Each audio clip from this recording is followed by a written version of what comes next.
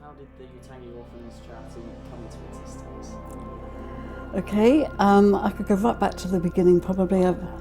Right back, I've known Debby for a long time, and I remember the story so well. She had gone out to Africa, to Kenya, with her family, and they wanted to get off the beaten track a bit and see the real Africa, the real Kenya. They were staying in a nice place by the coast, and one day they just decided they wanted to go round the back streets a bit. So they ended up in a little village called Utange, hadn't come across it before, and wandering around the village they bumped into the local pastor, who was housing about a dozen orphans at the time in his home, because they were AIDS orphans, nowhere else to live, nobody to feed them, and he'd taken them in. And so she got chatting to him, and he said his biggest desire was to have an orphanage built in the village for these children to be properly housed and cared for, because they'd got them in his own home, not really a lot of room and all that sort of stuff. When Debby and her husband and family came back to the UK, it sat very heavily on Debby's heart what she'd witnessed. One day when she was at home, there was a knock on her door, and it was a neighbour from down the 2 or 3 doors down from where she lived. And I don't know how he came into some money, but he came to give her some money. He said, "Look, Debby, you go to church, don't you? I've got some money. I just want to give it to you. Perhaps you know how this can be used." Debby is a Christian, and she knew immediately that this money, if you like, was God telling her, here's the money to give to Pastor John, I think his name was. Off you go, basically. And it was like an answer to prayer. She'd been praying how she could possibly help Pastor John in Utange. That was her answer, to kickstart fundraising and give him the money to help to start build an orphanage.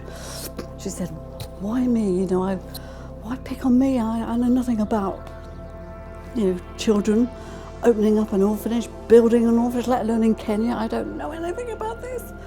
But I do know this is where the money needs to go." So that's how it all started, and from there, I think it was 2009, they were able to lay the foundations to have this orphanage built. I think for about 24 orphans to begin with. I've had the privilege, I think, of seeing this project, as many of us have at church, grow from just an orphanage now to the development of the feeding programme, where to this day, and we're talking 12 years down the line now, they are still feeding 500 starving children on a Saturday morning. They set up this feeding programme because there were lots of children they found out they were not getting a meal.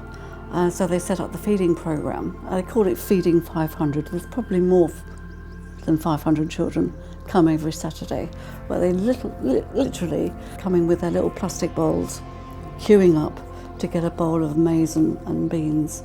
And that has not stopped.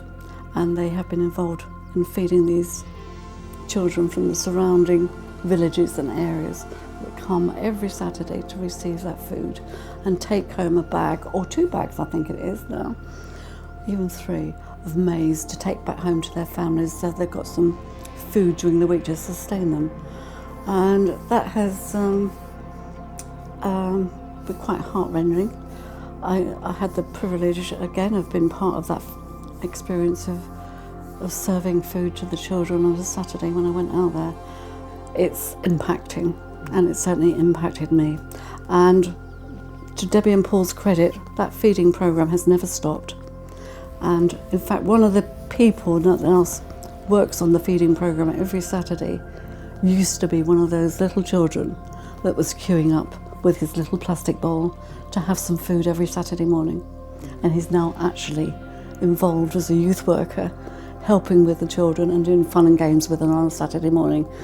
And I think their biggest vision for Debby and Paul really when they could see the poverty and the need to help these children out of the poverty trap, was to give them a secondary education, and it laid very heavily on Debbie and Paul's hearts, and they decided to fundraise to maybe build a secondary school in this impoverished area of Utange for these children to go on to receive a secondary education.